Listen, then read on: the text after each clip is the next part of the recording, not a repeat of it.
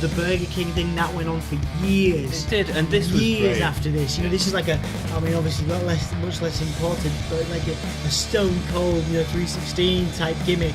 We're mirroring each other. Yes, Yeah. Should we do the I'm trying to move through. the Tomahawk up. The Tomahawk. Well done, man. That's real good. Tatanka's been the Tomahawk.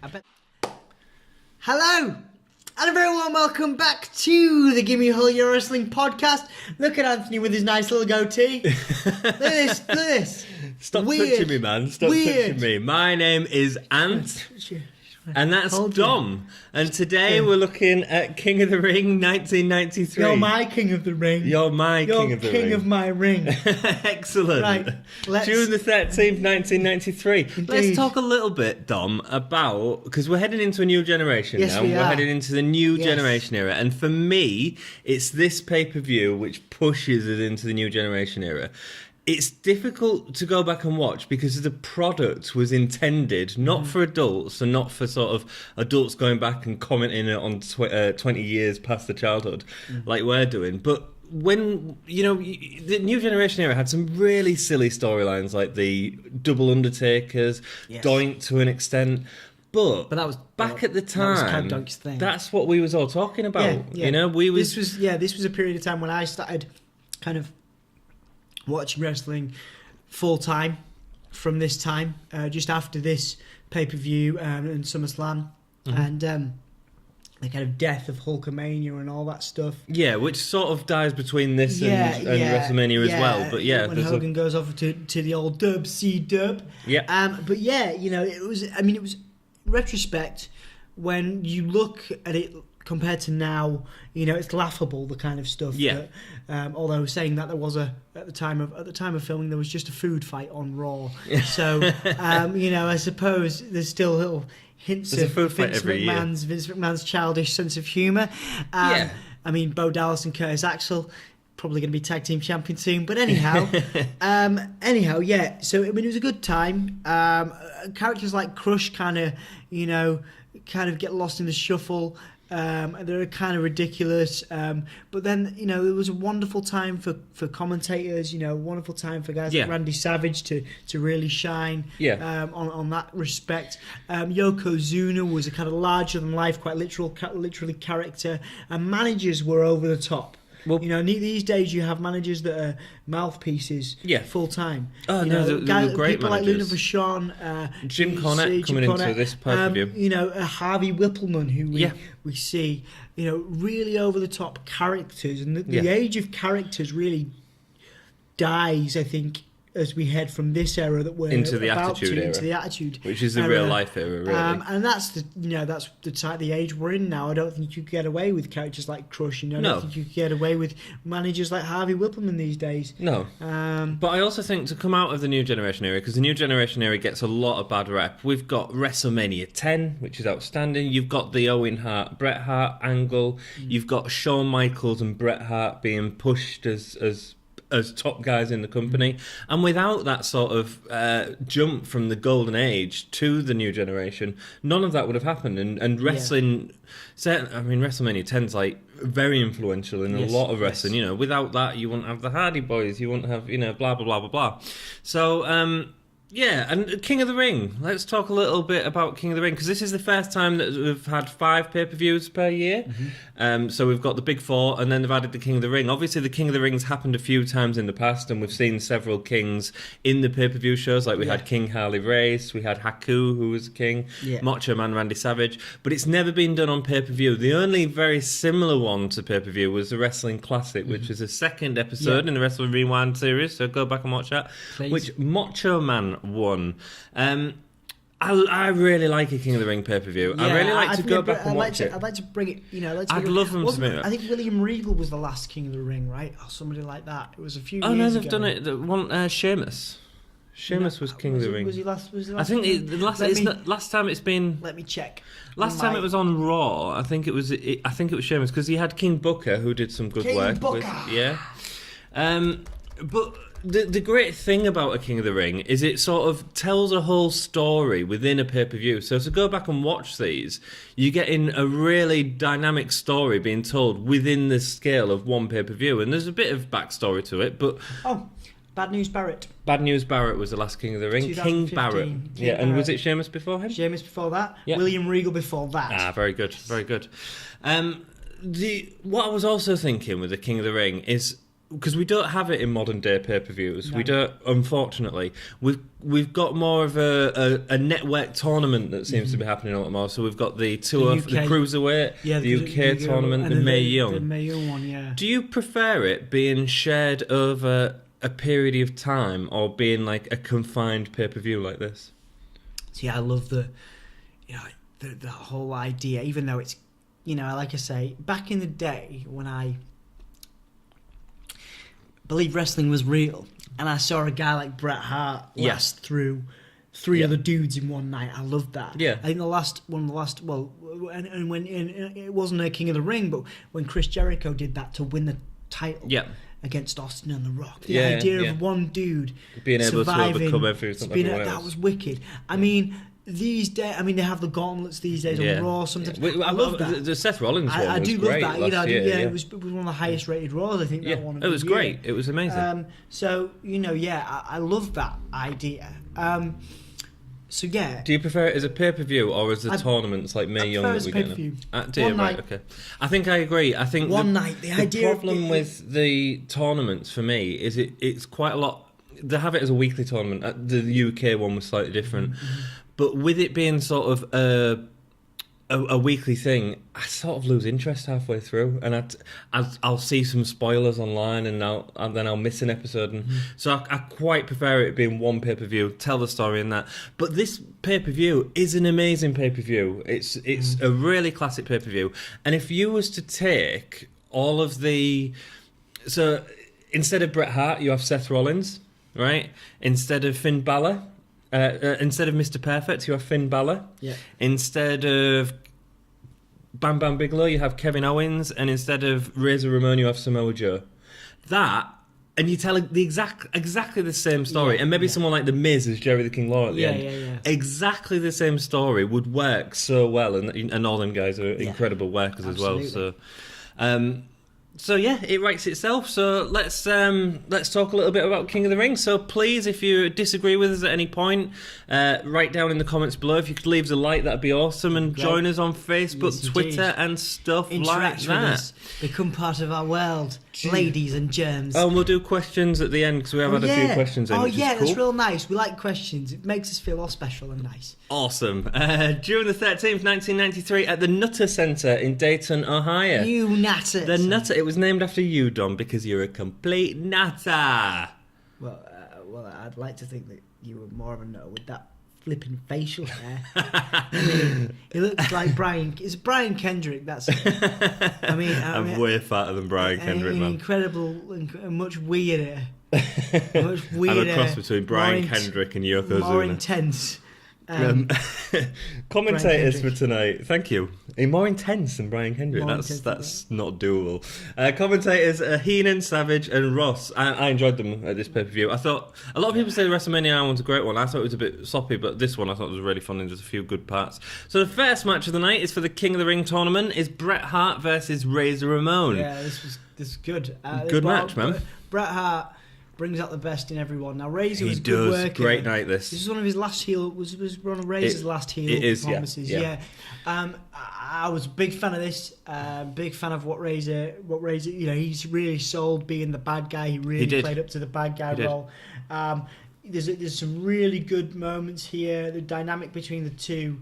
There's not actually been that many matches between the two over history. Well, we had the one in Royal Rumble '93, but obviously once Razor becomes face, and Bret never really become heel, did he, until the sort of Attitude Era where Razor Scott Hall was in WCW. There's some good moments where Razor's played as. They're not actually that different in size, but like Razor's definitely played up as more of a powerhouse. Some nice moments where Bret, I agree, man. Bret wriggles out of the Razor's edge, which is really cool. Yeah, really great. Love that. He's really great at bringing out that intensity. I think we had this discussion before who on the main roster can evoke that level of emotion and sort of kind of like Bret Hart's one of those people at the minute. He makes Seth Rollins, man. He makes everything believe. He makes believe that he could be. That. He's gonna. Like he could get out of any finisher. That he Seth could, Rollins, but that he could nearly be pinned. And Seth Rollins. Yeah. Perfect. Do you think he's the new kind of new age Bret Hart? I think so. I think Seth is doing incredible work at the minute, really incredible, stealing the show most nights.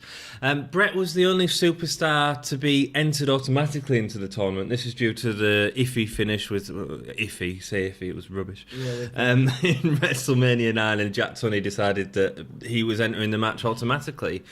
Now that Raw has become a thing that's in the WWF all the time, they were building up to the tournament in qualifying matches on Raw. So I thought I'd read out who, as we go through, who they qualified against, because there were some quite interesting matches in that, and one string of matches that's actually really worth a watch, and I think you'd enjoy them.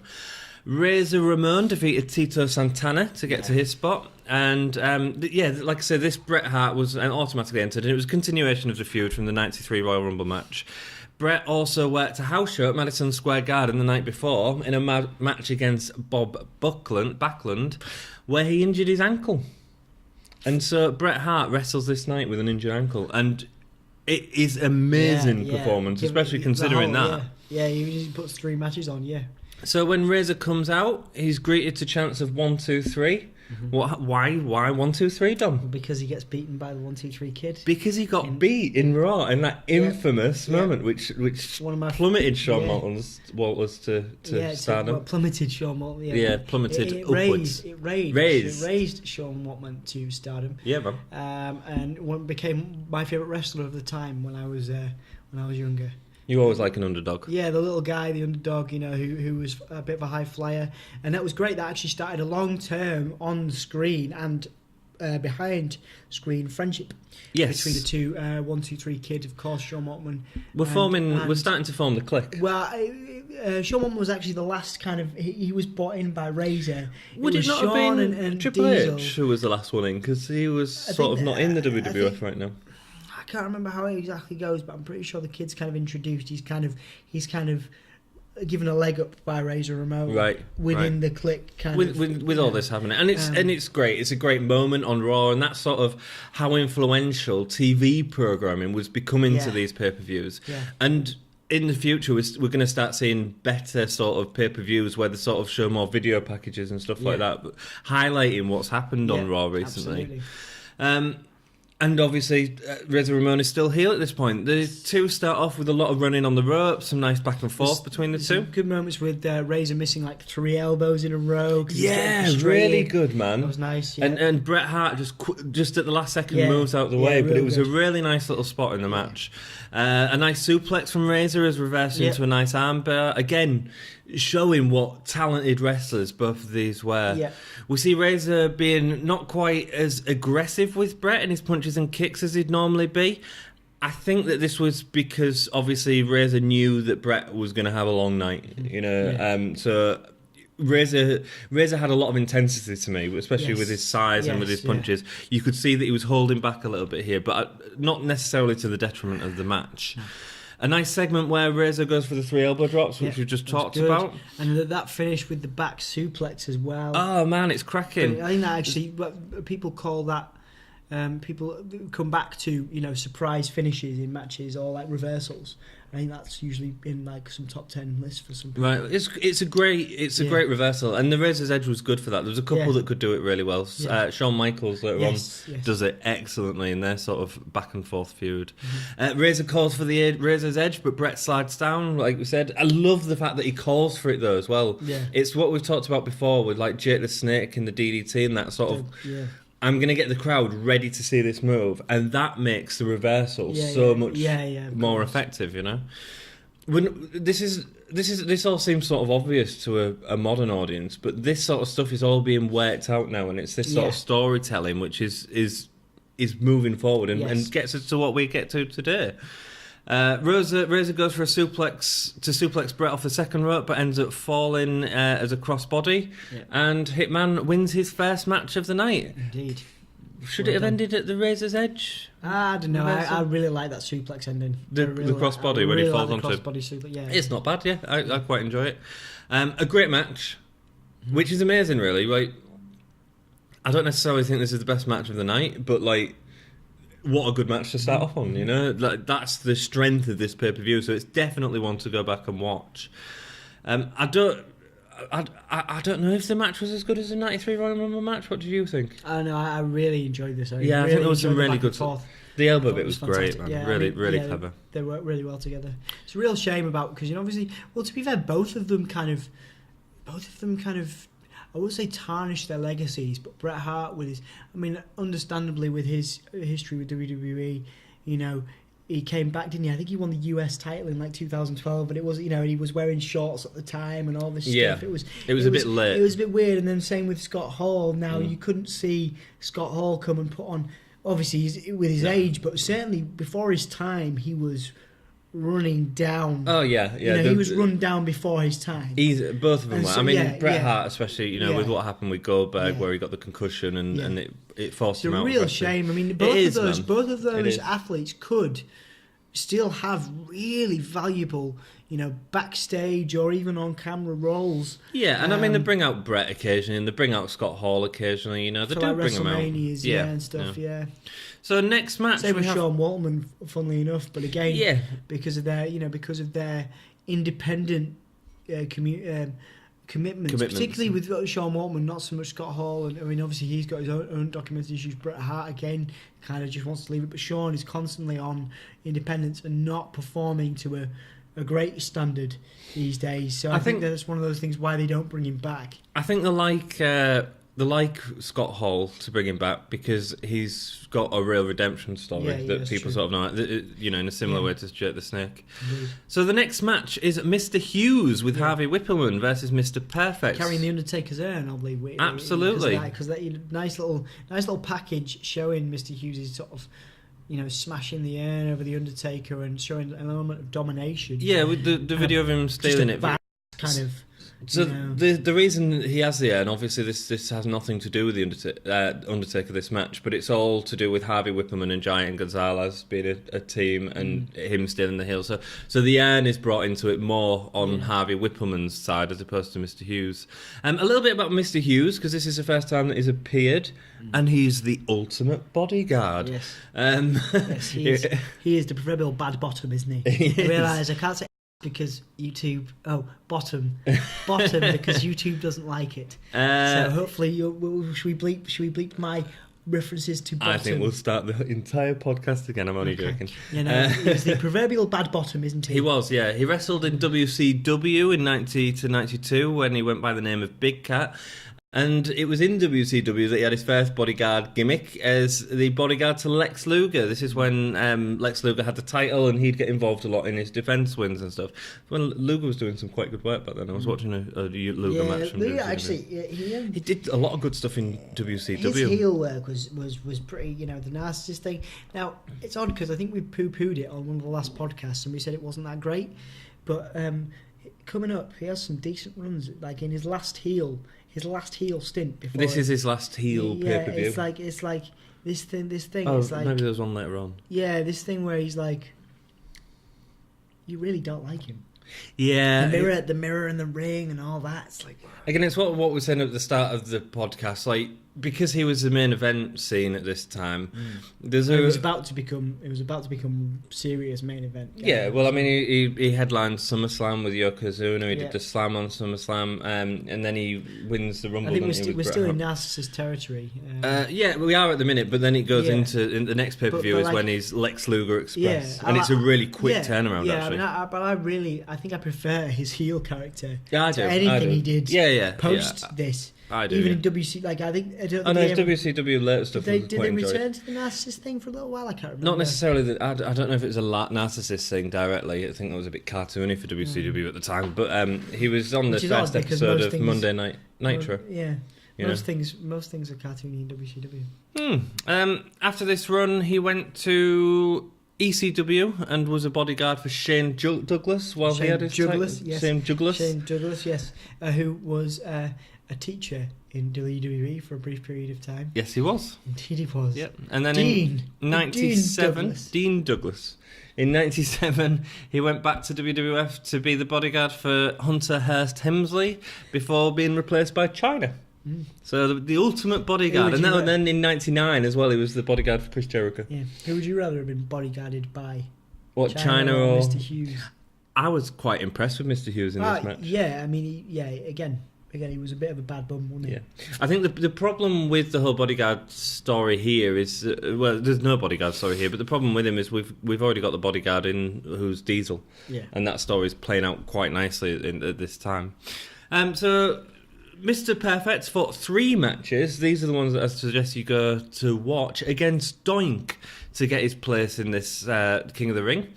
With 2 time limit draws ending the first 2 matches, and they're really good matches actually. Worth going back to watch. A lot of good Matt Bourne heel Doink stuff there. Yes. Mr Hughes defeated Kamala to win this spot. There you go. Yeah. Doesn't surprise me. Who's going to win this? Ooh, I wonder. Who knows? I was going to ask you. You know, we always talk about the cartoon sort of thing, like not really having its place in modern day WWE. What about a Doink? Yeah, love it. Who's so rooted in nostalgia and WWE sort of folklore, isn't he? Like people. If it was heel Doink, people know Doink because he's an iconic character in WWE. I think a heel. Obviously, like there's no place for a lot. There's no place for a gobbledygook. Oh no, there's no place no. for over the top stuff like Harvey Whippleman.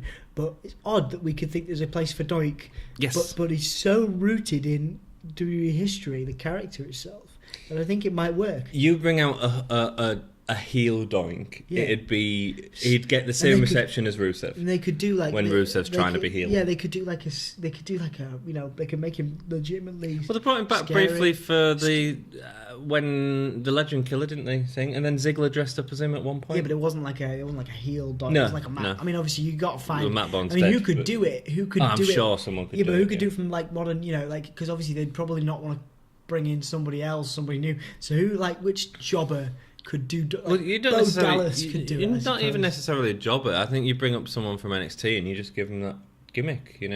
I've always thought it'd be quite interesting. Like, I was quite interested by the whole Legend thing with Heath Slater. I'm always quite interested in callbacks to wrestling history, and I think it'd be interesting to have someone that came out and fought in a similar. 1 week he's Razor Ramon, 1 week he's Diesel, and that's really silly, but what a fun nostalgia thing, a guy coming back and stealing the Undertaker's tombstone, and stuff like that. I think there's potential there. I think it's a bit crap, but I think I'd like to see it. Yeah, interesting. And Doink, I'd love to see something like that. Yeah, heel clown, of course, scary clown. But if that's you look timeless, isn't it? It is, and if you look at sort of what we've had recently, or not recently, but in the last sort of 10 years, we had the Sting's Joker turn in TNA, which was really interesting stuff. I enjoyed that. I thought it was a great direction for Sting's character. As you can imagine, that did not enjoy it. Well, it's not classic Sting, and so don't give it to necessarily a legend. Give it to someone else, But I thought he did amazing with it, man. It's the character when he snaps out a character. Great stuff. So back to the match with Mr. Perfect and Mr. Hughes. As Perfect enters the ring, we see that Hughes still has Taker's urn. Yeah. The two lock up a few times with Hughes getting an early advantage. Mr. Hughes runs the ropes a lot. I thought he had a good deal of speed. Nice powerhouse, nice speed, yeah. He reminded me a lot of a heel Bossman. Do you know when heel Bossman was in early WWF? Especially with his body type. Yeah. And he always seemed to be in the right spots to he took a nice hip toss, didn't he? He did, man. He took a very good hip toss. Yeah. Halfway through the match. Oh, sorry, go on. So no, there was another one of the moves, a really basic move that Perfect does, which I think works really well. You still see it in 2K games. The neck snap. Oh yeah, man, he had a great neck snap. He runs from behind and then flips over. Yeah, he had a great neck snap. I've noticed that a few times from Perfect's matches. It was really. Dolph does it. Dolph's done it soon a couple of times. I don't know, does he? Yeah, I think so. Yeah, probably. I mean, it's a good setup for a super kick because you then quickly get to your feet and the person's still prone and you super kick them in the face. Halfway through the match, we get a video interview with Bret Hart. At first, I didn't know if I'd like this or not, but actually, it was really good because in the scope of the night, it's great.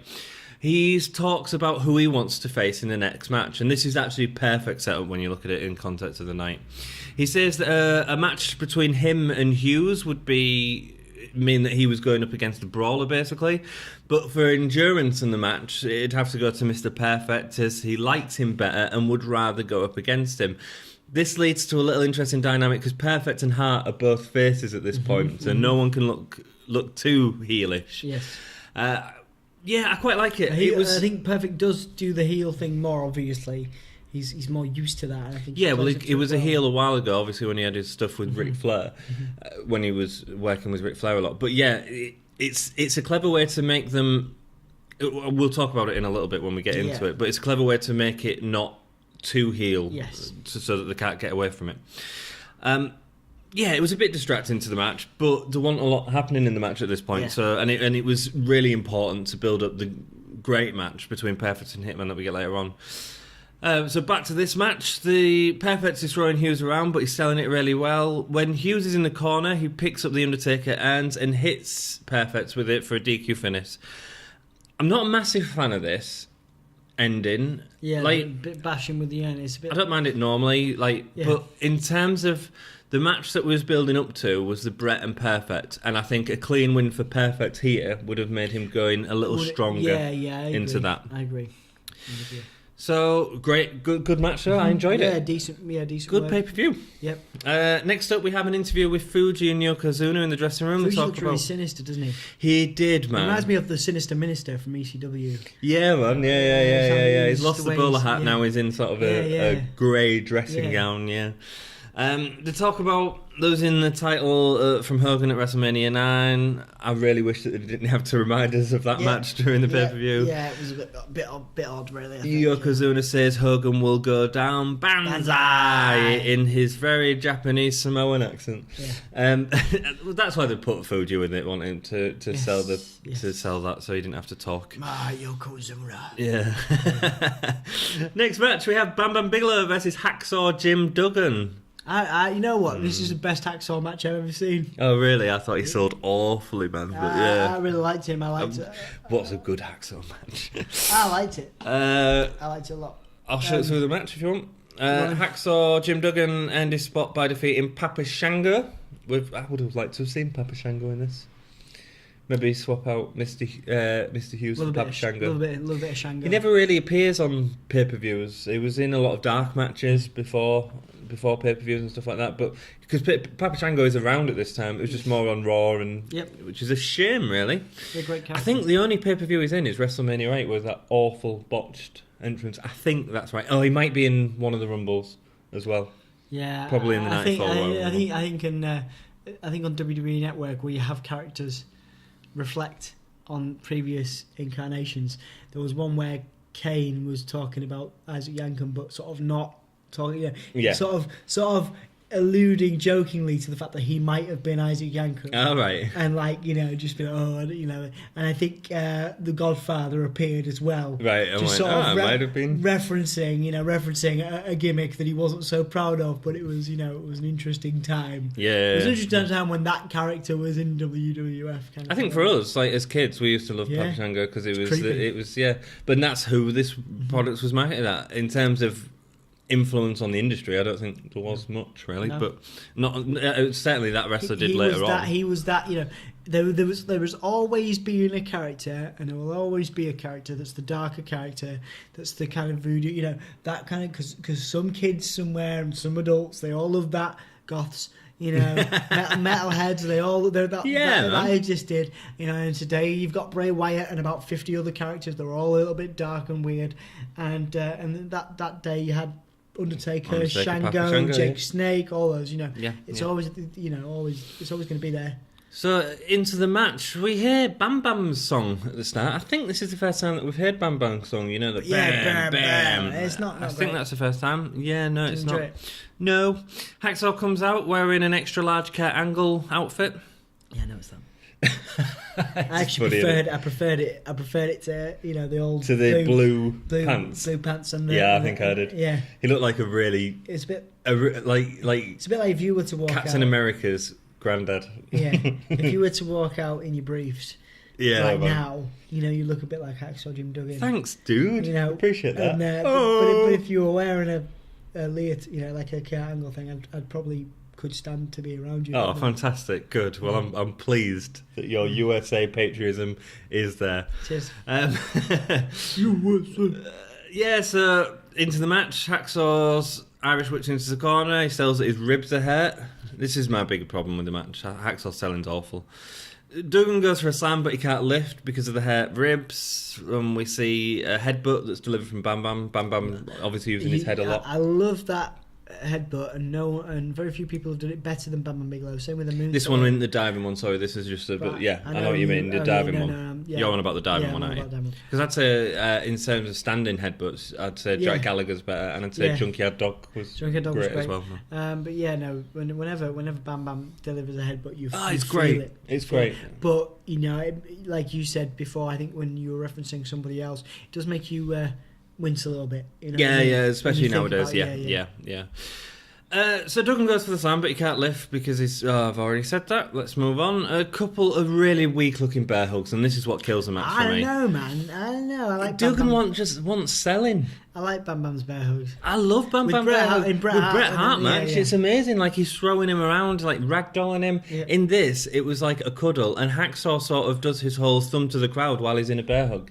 And it's that whole, I'm trying to build... And for me, this is what was good about the New Generation era, getting rid of them sort of guys, that sort of showman to an audience, but not necessarily wrestling that we know today, which is sort of storyline. I'm with you. Yeah.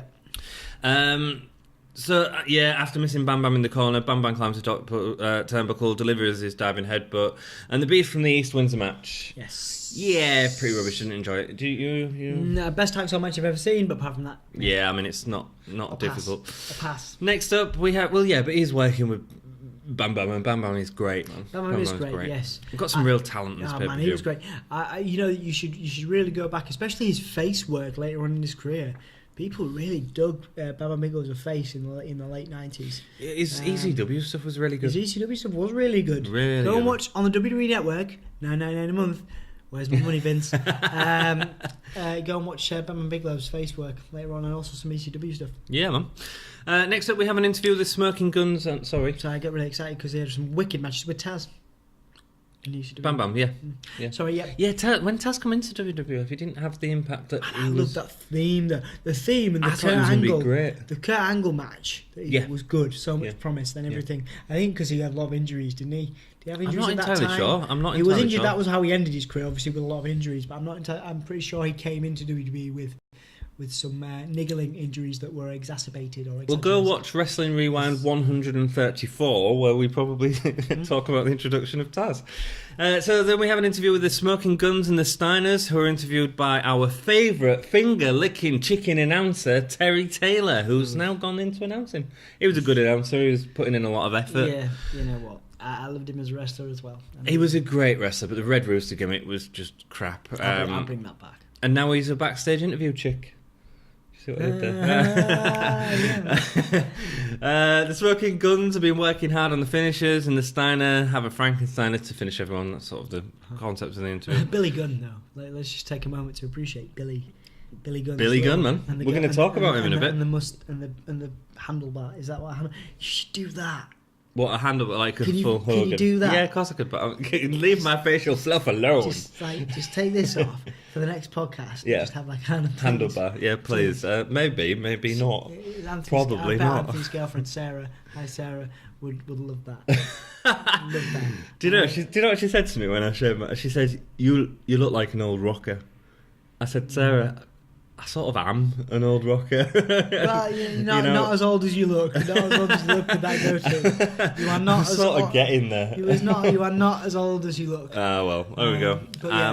So next match we have Lex Luger versus Tatanka. Yeah, so this is the one where the mirror's there. Yeah. And Tanka to that. He I was going to do the thing. Oh, yeah. He pushes the mirror into Luger and then at the start of the match does his little, Tatanka hulking up thing. I love it. I love it, actually. The match went on way too long. And these two couldn't really carry each other. Yeah, they didn't finish. It bloody well overran. That was the whole point of it, wasn't it? Yeah, I know, but it was the two couldn't. They didn't have the chemistry in the ring.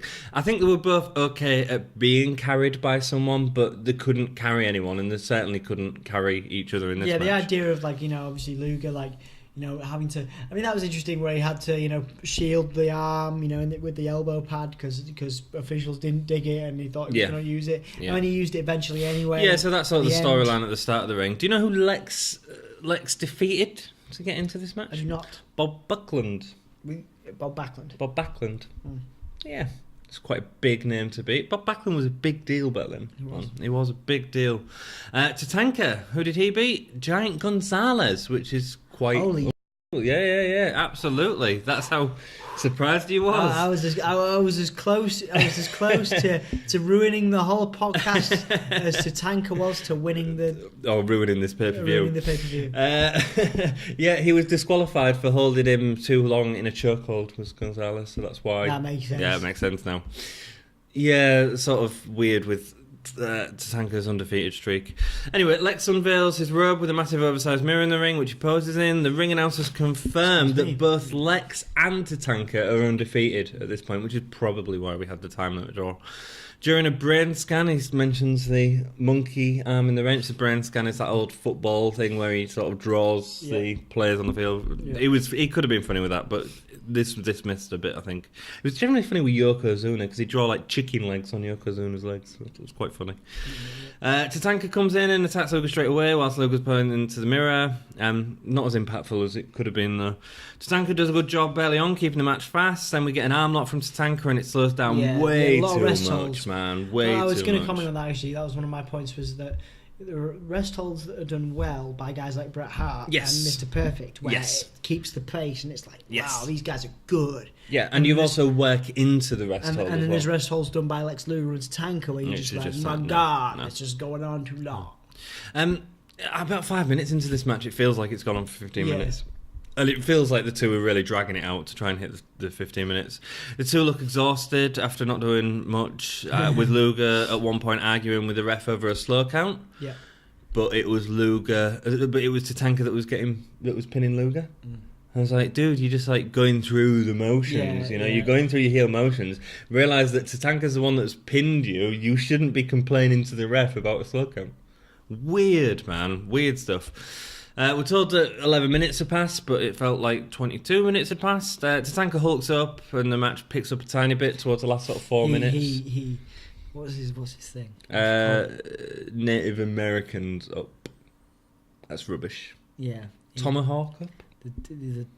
The Tomahawk up. The Tomahawk. Well done, man. That's real good. Tatanka's the Tomahawk. I bet they actually. That's great, dude. I bet I didn't originate that. I bet they actually call it that on TV. Somehow. I haven't seen it yet, but that's great. I'm Tomahawking up. Tomahawking. Great. No, because I won't mention Hulk after this, because obviously he leaves. So he hooks up, but Tatanka can't get the pin after suplexes and an awful, the awful rope chop. I hate that move where he jumps off the top rope and does a chop. He misses a cross body. Luger, with no rush in the world, attacks Tatanka. They're sort of building up that it's the end of the match. Two guys like Shawn Michaels and someone like Mr. Perfect. They would have taken this as like that match where the Rockers were in against the Orient Express, and there was early on in the card. It was just the first match of the night, and they blew it away. They were so hard workers that they knew it wasn't just a match. It wasn't just to let's drag it into 15 minutes. They had 15 minutes of time. Yeah. Take that time to make something great. Yeah. Make people talk about you, but nothing. I mean, there was a nice moment in this one where they sold the fact that the elbow wasn't as impactful because of the elbow pad so that he was kicks out. Tatanka actually kicks out. That was nice. Yeah, he gets a clothesline, but obviously the pad is working as Tatanka kicks out. That's what he was on about. And then in the last pin attempt, the time limit draw is called. Luger demands more time, but after it's declined, Luger lays his steel bicep into Tatanka and knocks him out. Yep. So we get to see Luger still look strong, I suppose, but it was just poor, man. Yep. And then Bam Bam obviously gets a bye into the final, which is it's kind of, it works really well in the end where Bigelow actually gets the win. I mean, Bigelow actually, fakes get the win. Spoiler alert. But about how Bret Hart really overcame the odds and really did something really cool. But it was a bit of an odd one that because obviously there are matches I've seen go on longer than that. Yeah. At this time, and it's not a time limit draw, but I guess they have a certain amount. Next up, we have an interview with Bret and Perfect. So this is them sort of building up to their match. Bret bigs up Mr. Perfect, but Mean Gene is the one that implies that Bret wanted a match in the segment that we talked about in the other match. Bret wanted a match with Perfect as he thought it'd be easier. Yeah. Which is quite clever. It was a nice dynamic between them two in the segment. It was, man. Yeah, it was good. Both of them are second generation wrestlers. Bret says his dad beat Perfect's dad in the past. Perfect denies it. A good little build up to the match, a little bit of tension between the two faces. And Bret also brings up that he beat him in last time they met, which was SummerSlam 91. Perfect insults Canadians a little bit to build up a little bit of heat. And the two get into the ring and feel each other out a little bit. There's some nice headlock takedowns again. You were talking about brilliant. Perfect. I think this is this is also a great match. In terms of a history, I think this is also I've those top 10 lists that people do. This is one of the top 10 King of the Ring matches for some people. Oh, easily will be. It's a great match.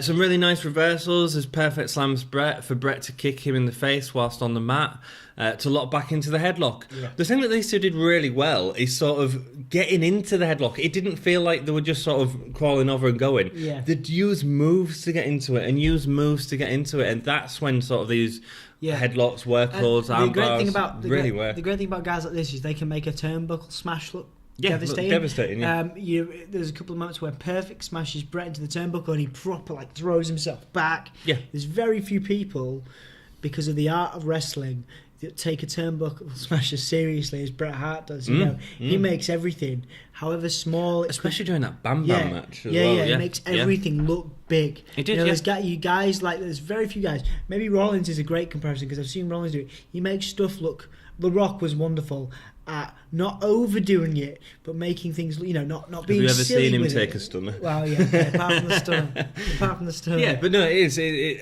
Bret is amazing. And also that infamous Michaels and Hogan match where. No, man, classic. It's great.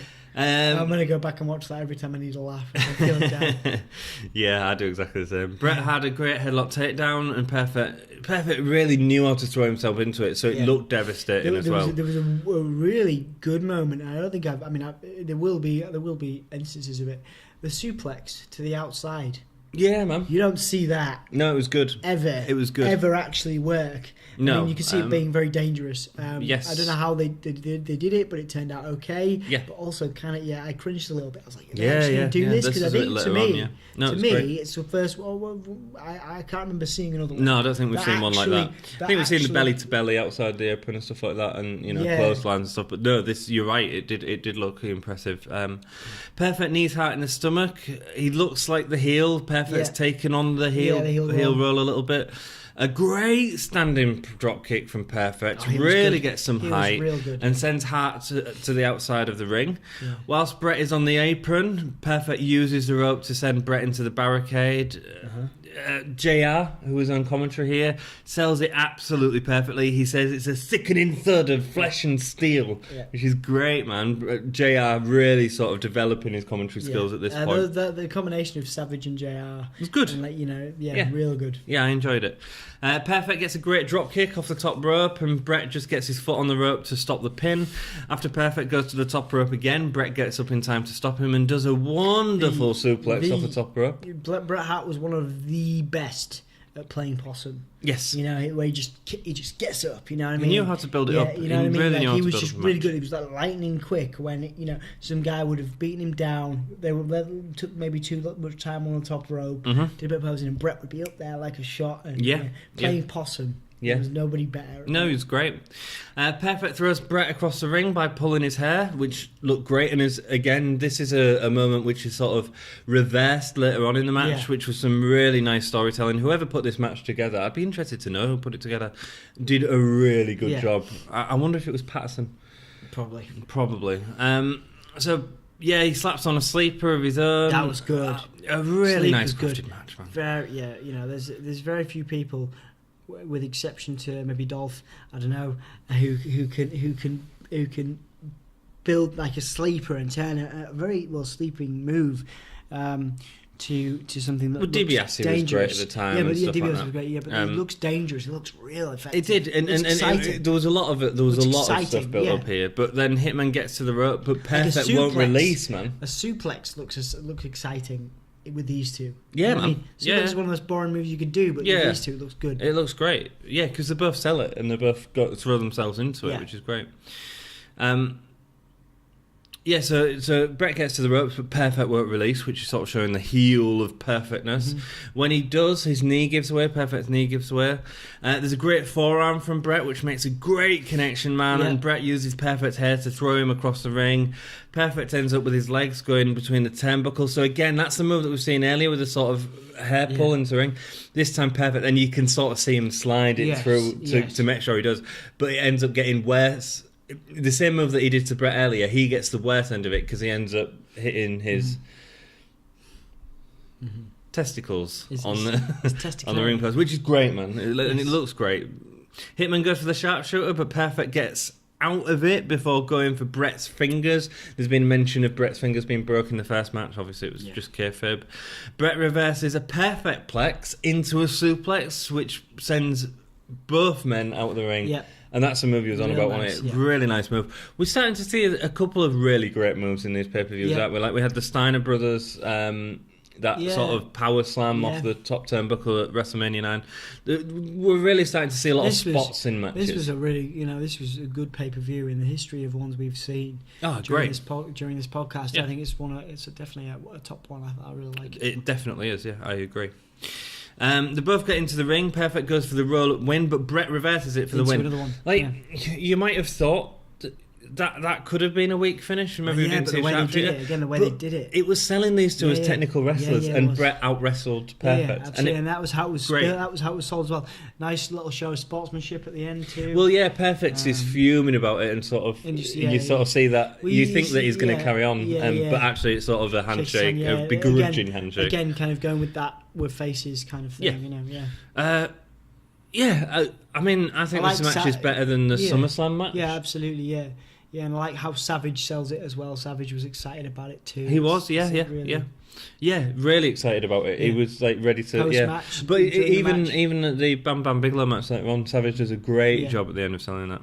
So after that incredible match, we move on to the next match, which is Yokozuna versus Hulk Hogan and you've got Jimmy Hart. Just a really creepy moment with the jacket in the interview, where they've got this moving Hulk face. Oh, yeah, because it's the back of Jimmy Hart's jacket. I really liked his the airbrush painting. Yeah, I really liked that. I thought it looked really good. Yeah, freaked me out. Hogan. So after an awful ending to WrestleMania 9, Hogan refused to drop the title to Bret. Yes, indeed. How bad is that, man? Even though that's what Vince wanted, Vince knew what was best for business back then. Indeed. Well, so that's why we see him against Yokozuna in this match. A little more on Hogan's politics after the match. I'll go into it. We have an interview with Hogan, Jimmy Hart's jacket. We sort of talked about that. All the training, all the vitamins are the reason he was 5-time WWF champion. It has nothing to do with backstage politics. It's all vitamins. Yep, all those vitamins and the prayers. Don't forget the prayers. The prayers. What do you think a prayer was? Saying to Vince, like... It's like... Please don't, or I'm not gonna. Please help me figure out a way to make this hairline still sell t-shirts and everything else, bandanas. Jimmy Hart obviously selling the American versus Japanese element of the match. I mean, it was a sort of classic Hogan promo. I mean, as much as I hate Hogan, it was a good promo. If I'm looking at objectively and not through my tainted Hulk Hogan angry eyes. Back in the day. was, like I said, it was one of the first things I saw, and I genuinely feared Yokozuna. The end of Hulkamania was coming. That was it. But later on, and I urge you, because it was very brief. Later on, Yokozuna's character work, particularly, as he starts to tag with Owen, and all that kind of stuff, was really great. And when he became a face towards the end of his WWE run, was really cool as well. Mm-hmm. There's some good moments there. I'm a big fan of Yokozuna. Definitely a talent again that was done before his time. He was a bit slow, but he was a bigger guy. Yeah, he was a bigger guy. But then when you look at a guy like Yokozuna versus a guy like Andre the Giant, and the size and the kind of what he was moving around. Yeah, he was certainly bringing some interesting stuff to it, especially with the sort of the leg drops, the super kicks. Yeah, I agree. He was a very talented guy. Yeah, it's a shame actually. He sort of definitely Samoan. Yes.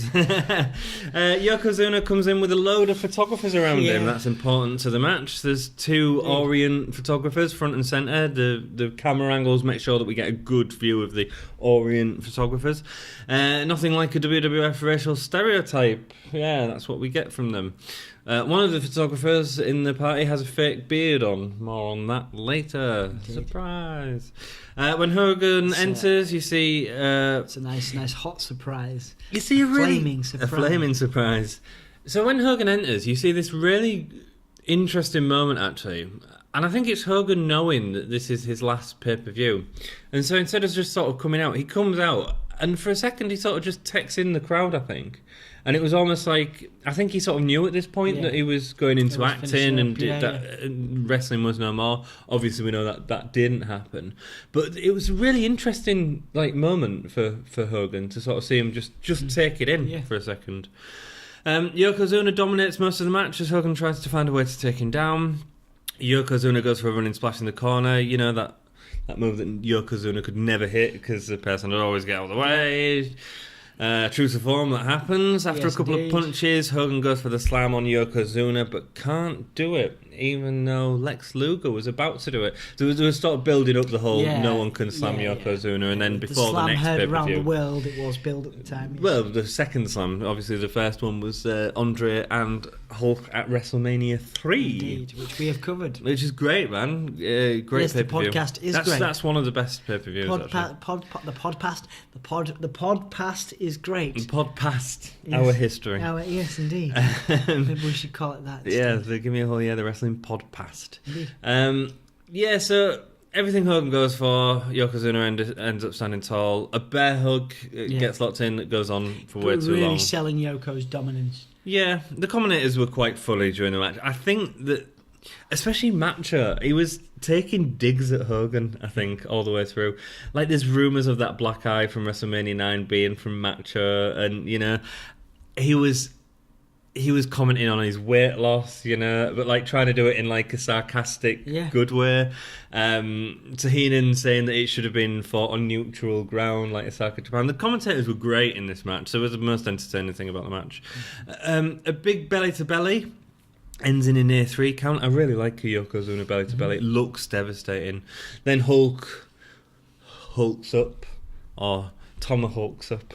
After Hulk does 3 big boots to Yokozuna, he finally goes down. His face was great. He's like, what? Oh yeah, he's like, you can't get him down after the 3. That's pretty great. I love watching Hogan's face. Then Hogan goes for a leg drop, and Yokozuna kicks out. There's a weird sort of gasp here from the audience. I think that they're in a bit of disbelief that someone's kicked out. I don't think it happened very often. People didn't kick out of the leg drop generally, and Yokozuna did. Then a cameraman, which was actually played by Harvey Whippleman. Yeah, that fact was never mentioned though, like in future storylines. But then obviously with Hulk leaving the company, there was sort of no real need for it. So he gets onto the apron and sends a flash into it's some flame paper. Yes. Yeah. Nicely done. Blinds Hogan. Yokozuna comes up. Hits the old leg drop. Yeah, and then a banzai drop to Hogan as well. A banzai drop that would see Hogan leave the WWF until 2002. Hulkamania is dead. The kiddies are crying. We're rejoicing. I mean, the match was okay for a Hulk match. Yes, like it was. From what we've seen recently, especially. Yeah. It was that sort of monster. I think part of the reason it's okay is because it was a reverse ending on what we'd normally see as well. Yeah. Just the same as every Hulk match, though, really. Hulk match all over. He didn't want to get pinned cleanly, right? So instead, he lost the belt because of outside interference. That's why the flame to the face was there. I mean, it's just rubbish, isn't it? Why can't you? If he knows that he's going to go, like, put over the guy. People put him over. The Iron Sheik helped put him over in the 80s, you know. Andre helped put him over, you know. Yeah. Andre was massive. And to be honest, you know, you could make comparisons between Hogan and Cena, but then Cena's very good at putting people over. He is, yeah. Even I think people have learnt from the egos of guys like Warrior and Hogan. I think guys like John Cena now are much more willing. I'm not saying they directly poo-poo, Hogan or anything, or I've ever said anything negative to that effect. Probably wouldn't be very good business if they did. But you very rarely now do you see people unwilling. I agree. In a kind of a Undertaker, sorry, not Undertaker, especially not Undertaker. In a Hogan style way of not being able to put people over. People have accused John Cena of not being able to put people over. I think there was an element of time where that was potentially true, but if you look at it now, I mean, the work he's doing with Elias, there seems to be a lot of back and forth between that. Yeah. The one guy I'd say that he sort of squashed recently was Baron Corbin, but I think that was a punishment for Baron Corbin for the tweet that he sent out. But no, I agree. No, Cena can take a loss. Cena will take a loss. He's lost like 7 of the last 8 pay-per-views or something like that. So good. So this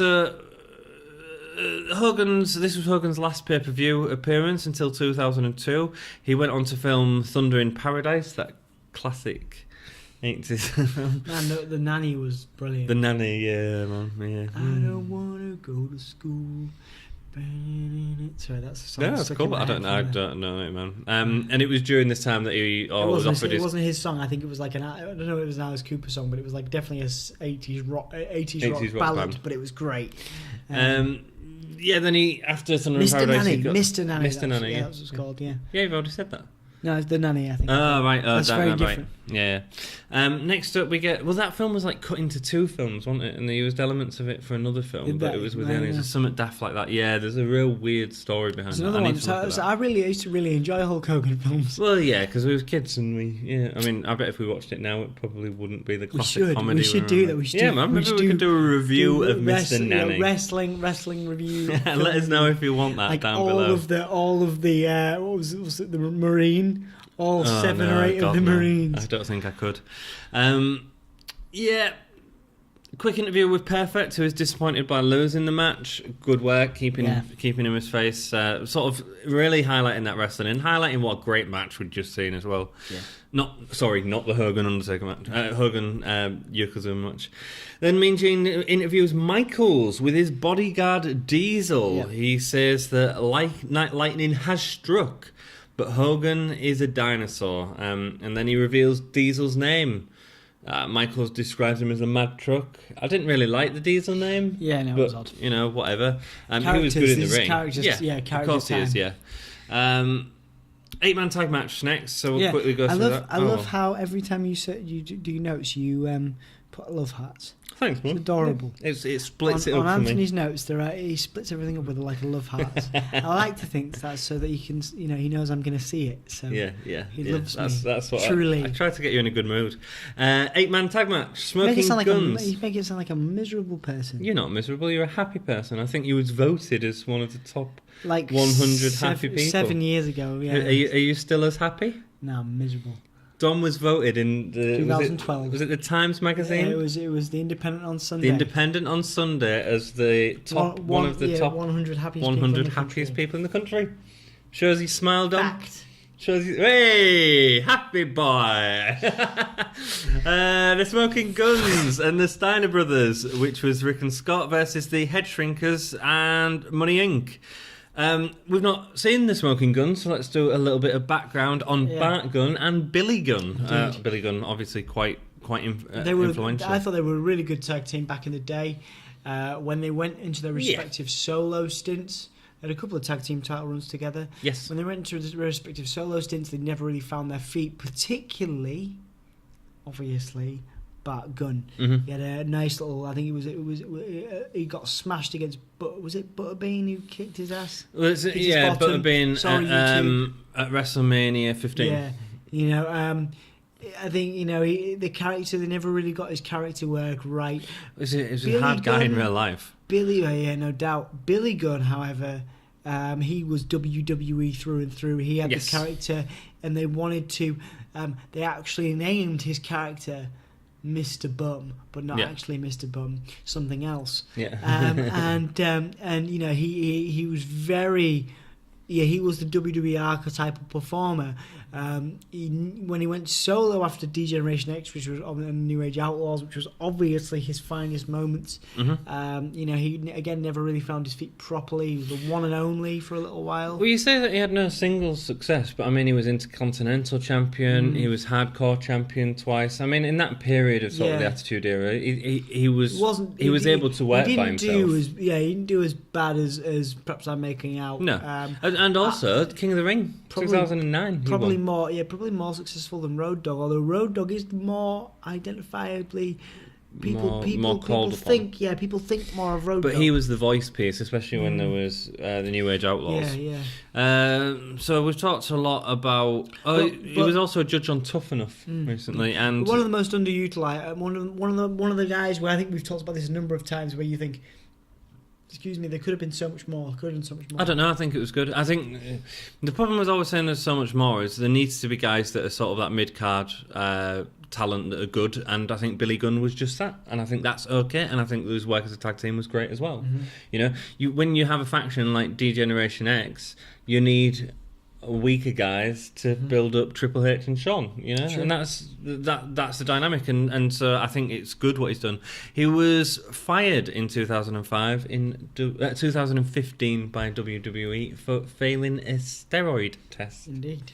A bit of info on Bart Gunn, because obviously we don't know. I don't know as much about Bart Gunn. He trained with Blackjack Mulligan and was put into the tag team with his kayfabe brother Billy Gunn on his arrival in the WWF. The two, as the Smoking Ghouls, had the tag team championship. Ghouls did I say? Smoking Ghouls. The Smoking Guns, they had the tag team titles 3 times before they began their singles career in a brief sort of feud with each other. Isn't it odd that, they're hailed as one of the, well, not necessarily one of the greatest tag teams of all time, but certainly a notable tag team. These days, people seem to have a lot more title runs. Especially the tag team, Bret Hart, numerous people, particularly tag teams, they only had a few tag runs and they considered. But these days, you got people swapping the belts every. I think New Day are like 10-time champions or something. No, I think they're only 4. Okay, well, there's a lot of people out there that have got. You might feel like it because they had a long run. Long run. So yeah, have you noticed that though? Like, have you thought about that? Or? What about the? I think it depends on the belt. Hot potatoing. I don't think there's much hot potatoing in the WWF. What about with the world titles? Like, the Triple H is like on. What, like Universal title that's like not moved? Like 4 people have held that. All right, since but inception. you know what I mean? Like there's 16-time champions. There's 8-time champions. There was certainly a period, I think, in the Ruthless Aggression era where they were throwing it around a lot. And the Attitude Era threw it around. I mean, you was getting tag team title swaps on Raw. A hell of a lot during the Attitude Era, which you don't get these days. Interesting. Sorry, I'd say the worst time for it was the Attitude Era. Okay. But I don't necessarily think that's a bad thing because it was so exciting and we were so excited to see what was happening next week. I think hot potatoing can be okay at times if it's done right. Bart was a part in 1998. It was a part of the WWF's Brawl for All, which was a creation of Vince Russo, everyone's favourite WWF writer and WCW writer. Did the whole thing with he gave himself the belt, didn't he, at one point? Oh, I mean, jeez, man. Yes, he did. So the Brawl for All was a shoot fight, basically. It was 2 guys that would go in and really have a fight, with each match being 3 rounds, a minute each round. So the idea was, instead of it being pretend wrestling, we'll put in these two guys and they'll have a fight, right? The whole thing is an absolute mess. If you go back and watch the matches, they're not entertaining. The crowd are like pooing it because they're like, boo. It's kind of the opposite of everything that WWE stands for in terms of entertainments. But I suppose it wasn't really billed as sports entertainment so much that day in those days. No, a lot of guys got injured as well. Like Godfather was injured from it, and so these guys would go into it and they'd lose. Now Bart did really well through the tournament. He was a hard guy. I think the tournament was originally set up for JBL to come out on top, but the idea was it wasn't scripted. It was going to be a fight. Wasn't it meant for the Dr. Death Steve Williams? Yes, Steve Williams, I think, was in it. He was supposed but to. Yeah. He got beat by Bart Gunn, and that was a shock to people. And because he was really popular in Japan as well, and this helped get Bart Gunn massive. He was supposed to be, he was supposed to be the. And Bart beat him up, and then but this made Bart massive in Japan because it was like, wow, as if he beat that person. JBL went to the finals with Bart Gunn, and Bart Gunn beat him. Bart Gunn was a legitimate badass, man. I don't actually know what Bart Gunn's doing these days. Just to know. Yeah. After this tournament, he'd then go on to face Butterbean, who was a boxer in WrestleMania 15. Yeah, 35-second match. It was supposed to be a boxing match with Gunn getting knocked out very quickly. Yeah, a shame really that sort of built up to that. Oh, he retired in 2004. Yeah, he did retire. Yeah, from New Japan. You see, he went to New Japan because it was massive in Japan after the Brawl for All. He was in Total Satisfaction for 2003. He was. Interesting. Great, so let's go into the match. Smoking Guns come down with pistols and fire them off when they hit the ring. I can't see them getting away with that these days, can you? Nope. Scott and DiBiase start off in the ring with some nice leapfrogs from Scott. I thought this was really impressive. Steiner's really impressed me, man. Yes, yeah. He's always been, even as the gym, it's a little, like, again, one of the most weird, surreal transformations in wrestling history. But even as Big Papa Pump, he had his moments of whether they were steroid fueled or not. Brilliant. Yeah, great, and he could move in the ring now. Oddly good on the mic. But also, not just him, Dogface as well, or Dogface Gremlin. Rick Steiner was great, man. Really entertaining, really, really good work in the ring.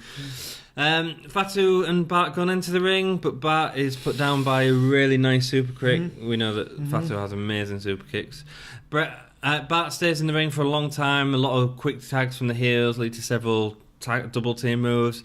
A fast double clothesline from IRS knocks out both men. Billy gets a tag. First time we get to see badass Billy Gunn in the ring. Indeed, yep.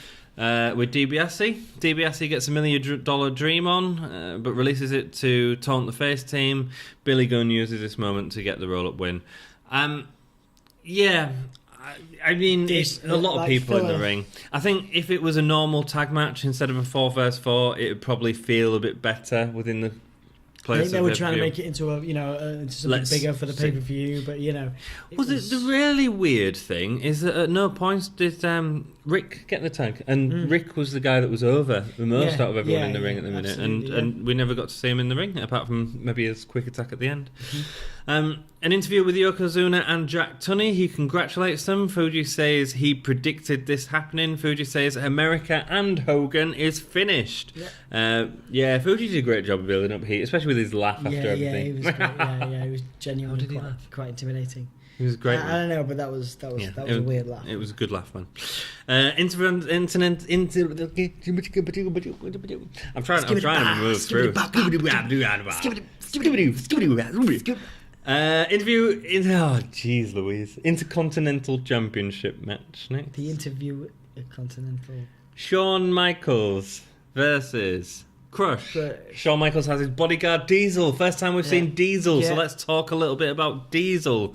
Played basketball. Big sexy. Yeah. Kevin Nash. Kevin Nash. That was his actual thing. I don't find him sexually attractive. I mean, he's a. I don't believe you. He's got that. He's another guy with that weird ass goatee. You're spotting. He's aged well, hasn't he? He has aged well, but he had that goatee back then. And it wasn't as big. It was weird then, and it's weird now. I think you should get a mullet for next episode. You're close enough. Diesel played basketball. Kevin Nash professionally before becoming a wrestler. However, a knee injury forced him to step away from that. Obviously, a tall guy, so that spot was sort of perfect for him. In 1990 to 1991, he was in WCW as one half of the tag team, the Master Blasters. Master Blast you. And then he then went on a singles run in WCW. This is when they had a lot of the golden era guys who'd feud a lot with Junkyard Dog and had beat Junkyard Dog. Would he beat Junkyard Dog? JYD. No, he was defeated a lot by JYD, actually, which is surprising. He then got a new gimmick in WCW, which is sort of an infamous Kevin Nash gimmick as Oz, who was based on the Wizard. Is it the Wizard from The Wizard of Oz? I think so, something like that. Yeah, like a green outfit. It looks awful. We don't need to fact check. You just want to look at him because it's funny. There he is. Yeah, green, very green. Yes, very green, very weird gimmick. You know, a guy with like a fake mask on. It just didn't work. Oh my god. But then he come in as the bodyguard, and the bodyguard was really built up at a really good pace. It wasn't done fast. It didn't build into him going against Shawn straight away. It really happened up over a long time. And it actually built up to him defeating Bob Backlund at Madison Square Garden for the WWF Championship, which led into an awesome feud. So green. Yeah, man, very green. Okay. It really led into an awesome feud between him and Shawn. But the slow built the story, which was great. Yep. He'd leave for WCW in '96 after Bischoff offered him a lot of money. He offered him more money than Sting in the WCW at the time. And Kevin Nash, I don't think he's necessarily a bad person. He actually went to Vince and he said, look, if you can match the offer, I can stay with you. And Vince turned around and said, no, I can't do it. So it wasn't like I don't think there was necessarily bad feelings on their part. It wasn't like a shocking thing because there was a lot of that sort of stuff going on at the time. Obviously formed the NWA. There was a lot of bitterness still between... There was a lot of bitterness actually because when Diesel left and Razor left... The Madison Square Garden... WWE brought imposters in. They did, one of them was Kane. Fake Diesel, yeah. Fake Diesel was Kane. Yes, it was, yes. Isaac Yankem. So, yes. Glenn Jacobs. Yeah, before... Yeah, so there was some bad blood. I don't necessarily think that was bad blood. I think that was good. Vince McMahon saying, I still own the characters. Right, I don't own the people. Yeah. I don't... I mean, I think there was bad... The anger will have come from when the Clique had that hug at Madison Square Garden and like broke kayfabe. Broke kayfabe. I think Triple H was punished more than anyone else for that, who sort of stayed in the WWF, but and Michaels to a lesser extent because he was a big star anyway. But that was sort of that was where I think a lot of the animosity come from. He was the first wrestler to defeat Goldberg's streak by interference with Scott Hall with a taser. Mm-hmm. So the very first wrestler to end that streak. Goldberg sort of lost a lot of interest after that, I think. Yeah, there's also, just FYI, very similar to the storyline we've just seen with Yoko, winning against Bret and then Hogan coming out and... exactly, that's what I was just going to say. Very similar thing when Bob Backlund... in the most heart-wrenching loss in my... when Bob Backlund beats Bret Hart, the next night at a house show... Diesel, Diesel, because Bret Hart gives him permission to go and kick Bob Backlund's bottom. Yeah, I did. I just mentioned that. It's a good story, though. Yeah, so he beat Goldberg, and then that led on to... I thought when you were on about Hogan, you was on about... Because Hogan came back to WCW at that time, and then they had the finger poke of doom with Kevin Nash. Oh, yeah, that was great Hogan. Too. That was good too. No, but great. I weird. I love, like I say, the Bob Backlund thing. Even though, just one of the most it built into a really good feud between him and Shawn. Yeah. He returned to WWE in 2002 to 2004, and then he'd head to TNA, which was in for years in a lot of the main storylines. I think he was with Macho's last appearance in the ring was TNA, I think. It was in TNA, and it was Scott Hall, Jeff Jarrett, and Kevin Nash versus AJ Styles, Jeff Hardy, and Macho, who was supposed to be in the match, didn't come out at the start of the match, but ended up coming out. Yeah, in the match. Did an elbow, I think. He did a flying elbow. I don't know if he did. Yeah, and then maybe not. I think he was nervous about appearing in the match, and then. But anyway, that's sort of off subject. He was the genetically enhanced Shredder in Teenage Mutant Ninja Turtles 2. He's been in a couple of films, actually. He was in the Punisher film. He was in John Wick. He was in John Wick. He was in the Punisher film. He played the Russian. Do you know in that awesome Punisher film with Thomas Jane? He was a male stripper in Magic Mike. I did not know that. You what, sir? Did not know that one. Yes, I believe so. He was also in some sort of weird zombies versus wrestlers thing as well. I think. Kurt Angle was in that. Was he? Like a main, he was like. Right. I think it was. I think Kevin Nash was in that as well. We should watch that too. Yeah, man. Movies with wrestlers in. We should review them. Yeah. So this match is Shawn Michaels versus movies. Crush. Not all movies, because there's some less than really, reputable ones. Yes, indeed. Oh, them movies. Yes, indeed. Well, we do have Sonny coming up. There's a plus of the new generation era. Sonny coming in. Her. Oh, possibly. She just sold it. Well, I think not recently, but I think she sold her Hall of Fame ring to make some cash. She's been arrested too. Dude. Crush pops out wearing his outfit looking like a toy from a box of cereal. Yes, indeed. Diesel looks so cool at this point. Yes, he does. With his shades on, even though he had he looked like a Terminator with a mullet. Yes. And a white leather jacket. Yes. He looked cool. The mullet. Terminator. An elbow barge from Crush sends Michaels flailing across the ring to go out. Crush tries to be the high flyer, delivering a double drop kicks to Michaels, but it was like Crush a string was a bit too big, man, to do a drop kick. Like, it just sort of looks a bit awkward when he gets back up. Yes, somewhat. Yeah, I think so. Can you think of a big man who delivered a good drop kick? Braun Strowman delivers an okay drop kick. Yeah, he does. Yeah, I mean, not a great one, but there, I mean, I'm trying to think of a big man that does a Dolph Ziggler or a Mr. Perfect style drop kick, which is just on point. But certainly impressive. Braun Strowman's ones. Yeah. That's a good answer. Yeah, it gives Michaels no offense for the first 5 minutes, just really showing off Crush. The company was trying to give him a push at this time, but it never really worked out because of his gimmick. He feels like the new generation's Jim Hacksaw to me, actually. Oh, Hacksaw Jim Duggan. Jim Hacksaw. Hacksaw Jim Duggan. The Hacksaw of Jim. I was thinking, why didn't he come out with a hacksaw? That'd actually be health and safety. Probably. He like goes to see a kid, goes to see, because I think Jim Duggan was one for that, the whole hand slapping and the interaction, Oh, hi! It's not until Crush squares up against Diesel that Michaels attacks him off the apron. Diesel continues to attack as Michaels distracts the ref.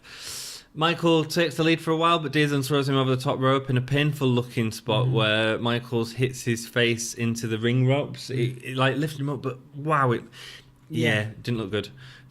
Michaels was great at selling, but that looked like it actually hurt. Towards the end of the match, two doinks come out from out of nowhere, walking in unison and smoking cigars. Yeah, obviously we've seen them at WrestleMania 9. They split out and mirror each other, making Crush think that he's... I'm going to do it. So I'm just having a... Are we doing this? Oh, we're mirroring each other. Me, yes, you're doing it. Yes. Should we do the...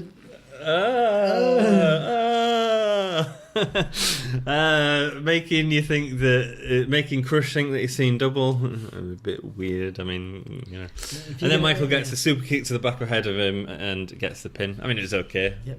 It was okay. All right. Next match, the King of the Ring final. So we're here. Like, is anything... I know we just poo-pooed a couple of the matches that we're just saying, but Bret Hart all the way through. Bret Hart story is incredible. And Bam and Bigelow, what a great showcase for Bam and Bigelow. And everything he would... I don't know, man. He didn't actually go on to that much, but in terms of his legacy, he was great, particularly in other promotions. He was. As a hardcore champion, particularly in WCW. But, incredible. But and a nice guy. I've got his autograph. Have you got his autograph? I do have his autograph. How did that? Was that when he came to When he came to Hull, yeah. First interview with Bam Bam. Gene points out that he's had a longer rest than Bret. Bam Bam is going to be the first king of the ring. Yeah. When Bret comes out to the ring, he's limping. Yeah. And selling that, you know. Yeah, selling the tiredness, because the perfect Bret match went on for a long time. Yeah. Bam Bam shows his strength, lifting Bret over his head a few times. Great. One time he throws Bret out of the ring. He sort of tosses him out over and he sort of falls into some cables. Have you seen the ECW when Bam Bam was like throwing people like Spike Dudley out of the ring? Yeah, and he was like, that was amazing. He wasn't just throwing him out into the ringside, he was throwing them into the crowd. Man, there's some great moments with that. Spike Dudley, I used to love Spike Dudley. Bigelow Irish whips Bret into the corner a few times, and again, this was Bret like throwing himself into them corner, really making like a crack sound. It was great. Bigelow tries to whip Bret into the barricade, but Bret reverses it, sending the big man into the barricade. So this is the security rails that are stopping the audience. They're like, with the guy Bam Bam size, they moved, man. I mean, they must have crushed the guys on knees on the first few rows. Luna Vachon runs down at this time and attacks Bret with a chair. Yeah. Wow. Yeah, which obviously leads to Bam Bam doing the old headbutt and all that, you know, and the false finish. Yeah, man. Well, there's a great slam on the concrete ramp, which is just I mean, it looks brutal. Bam Bam delivers the diving headbutt and pins Bret. The bell rings. Earl Ebner comes down. Good old Earl. And argues with the ref. Ref, he says. And then he gets Howard Finkel in the talk.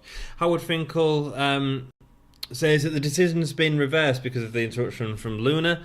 They argue again, and Finkel matches that the match will continue, which is actually the better option here. These really guys had a lot to go. That was really well done. False finishes aren't always done well. No, which was for a very good reason, but this was good. There's a bit of drama as well. It got the crowd really invested in it. At this time, it was one of the best. It was probably the best false finish I've seen, because we've seen some really ridiculous ones. Bigelow locks Bret into a bear hug. And then sort of turns it into, it almost ends in a torture act type thing, where he sort of ends up on his shoulders.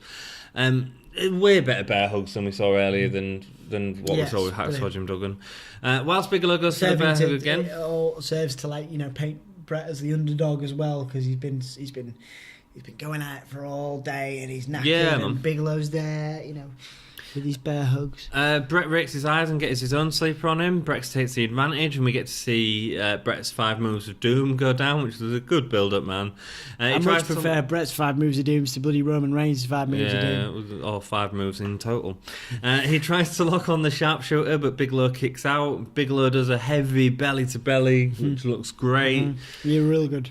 Bret ends up on Bigelow's shoulders. I'll tell you what. One thing I'm going to mention really quickly, just going back to a match, the best selling of the night, believe it or not, Hulk Hogan after the belly to belly from Yokozuna. I loved it when he did the whole, when Hulk Hogan does the whole, he starts shaking his body. I love it. I love stuff like that. Over the top stuff. No one does that anymore. I want someone to start doing that. I'm going to do. If I ever get to be in a wrestling match and you try and do a move on me, and we're being watched by all 0.5 of a person that would watch us, I'd do that. If you hit me with your finisher, I'd be like. Anyway, sorry. So back to talking about belly to bellies. Yoko's was great. Bam Bam Bigelow's was also Bam great. was really good. So Bret gets the win here. Wow, what a good match! It's like a roll up. That brilliant, brilliantly done. He's on the shoulders, does a roll up, brilliant stuff. Yeah, great. Bret goes onto the... Macho dives into the ring as well. This felt almost like it was not scripted at all. I think Macho was just so proud of Bret. Yeah, man. They had a really good relationship. And sort of goes over and then he dives back into commentary so that you don't get told off for too long. Bret goes to the coronation platform to receive his crown and scepter. So you think the sort of pay-per-view ends there, and it's not. And it's a great segment that continues his feud. Jerry Lawler, what, man? Like, again, I mean, he probably would never have worked as a WWE champion or anything, but he was great at being great a heel. Great heel. Great mid-card heel. He was, the Burger King thing, that went on for years. It did, and this was years great. after this. You know, this is like obviously much less important, but like a Stone Cold, 316 type gimmick for years, like a decade. Yeah. Until more, we're talking, obviously over 10 years now, but for about 10 years after this, people were calling Jerry Lawler the Burger King. Yeah. He's only just sort of come into the WWF at this point, but he's got such a history with the King gimmick as well. So Bret goes to the coronation platform to receive his crown and scepter. What an amazing night for Hart, man! An amazing night. This is so set up well for him. Jerry the King Lawler comes out to confront the pretender to his throne. Yeah. He describes himself as king, but Bret can be prince if he bows down to the king and kisses his feet. And coming up, they have some rather you would be surprised at how ridiculous they could have been, but weren't. Kiss my feet matches. I know. They are coming up. I mean, they are. And so will your lunch when you see some of the stuff that Jerry Lawler puts on his feet. Oh yeah. It was funny, in the same way that the Miz is good today. I enjoy the King Lawler. Bret describes Lawler as the Burger King, which obviously gets the crowd chanting it straight away. Lawler then hits Bret with his scepter and then destroys the crown and continues with a really vicious looking attack on Bret, including throwing the throne of him, and that thing looked like his weight. It had some weight to it. This was a great ending really for me, man. Really good. Very rarely do they do that these days, and I think that would, it'd be nice to have more, more sort of uncertain finishes to pay-per-views, Well, the last one that I really enjoyed was that was sort of similar, but it wasn't at the end of the pay-per-view, was the ambulance match between Braun Strowman and Roman Reigns, where it was like, what's happened to Braun, that was interesting, you're right. It keeps people talking, and I imagine, and this is the sort of thing that this is people talking about it for days afterwards and very clever. Waiting to see Very the next clever. Raw to see what's going to come out from it. It wasn't a great ending for Bret, though, who was hurt during the Lawler attack and would have difficulties breathing for a long time after this. Yes, there's a bit that comes up in the next preview we're going to cover where he holds onto the sharpshooter extra long. It's a great story, man. Great story. Yeah. I really enjoy some of the matches in this pay-per-view. One of the best ones there's a couple of stinkers, but I don't think that necessarily affects the pay-per-view because I think more than other ones we've seen where there's been stinkers. They don't matter so much. No, they don't, because you get at least 3 or 4 really excellent matches. One stunning match, like the perfect match is absolutely cracking. Amazing. Best match? Perfect Bret. Very good, same here. Best performer? Bret. Exactly, but shout outs to Razor Perfect and Bret for making him. And Bigelow, you know what? Bigelow. Yeah, absolutely.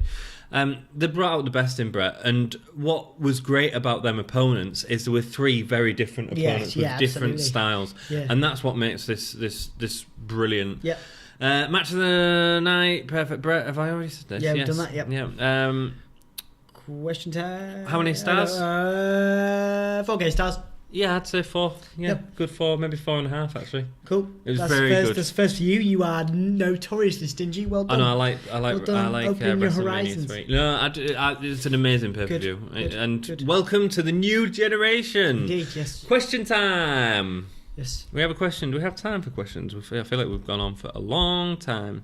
Let's have a look. Well, let's just do it anyway. Let's try to squeeze in. So we've had a question from Jarrell. Yes, Jarrell is a friend of mine from Jarrell from the US. I went to college with Jarrell. Hi, Jarrell. Big love. Sorry I didn't get to see you when I was over. I'll see you soon. I wanted Jarrell to come and be part of the podcast. There will be another time for that. Big love. Hope family are all right. And yes, question. Question is WrestleMania 9 worse than WrestleMania 27? Right, so first of all, I'd say it's difficult to compare 2 pay-per-views with sort of 20 years time difference because wrestling's moved on so much more, and even if you don't, the spectacle as well of a WrestleMania 27 it's a big event. Yeah, I think. But I'd say 27's way better than WrestleMania. I think because of the spectacle, yeah. Well, not just that. I think there's a really good match in there as well. Actually, there's like. So you've got. Edge's last match against Del Rio, which is sort of okay. They've got the fancy dress match with Rey Mysterio dressed as Captain America and Cody Rhodes dressed as Hannibal Lecter. CM Punk versus Randy Orton. I forgot about that. Yeah. Wow. CM Punk versus Randy Orton. I think that's an underrated match, actually. Yeah, cause it's not actually Michael a fancy Cole, dress match. Yeah, you got Michael Cole and Jerry the King Lawler, which is daft. But the problem with WrestleMania 9 is there isn't much positive on the entire card. That fancy dress match, I'm going to have to go back and watch it. It's not actually a fancy dress match, but it looks like Captain America and Cody Rhodes has the... I was going to say, no, he has the mask on. Yeah, I'm thinking, yeah. Oh, no, that was just me being silly. Yeah, no, I'm sure Cena Miz, which was I remember the mask thing, because Cody Rhodes was like... I loved that, actually. It was great. Yeah. Cody Rhodes was really good with the mask. Yeah. I haven't seen enough of it. But the one match which certainly takes it above any level of WrestleMania 9 is the Undertaker and Triple H, which I think is sort of possibly in the top 5 Undertaker matches at WrestleMania. It's an outstanding match. It's the one where he sort of they attack him outside, he goes to the table early on. It's the one where he gets that great tombstone and then the pin, and he gives that really great look of shock of that he never got the pin, you know. And then his eyes bulge out of his face. And he gets Triple H in the Hell's Gate at the end, and Triple H reaches for the sledgehammer, and then it's sort of teetering on his fingers as it falls because great stuff, man. I mean, just for that match alone, I'd say WrestleMania 27 is better. What do you think? Well, obviously, I'm going to go back and watch that. And I'm gonna, because I loved Cody Rhodes heel work at this time. Yeah. So I need to refresh on that. So I'm gonna go back and watch that too. Club. Well, yeah. Should we do? Do we betray when it comes to All In? Do we?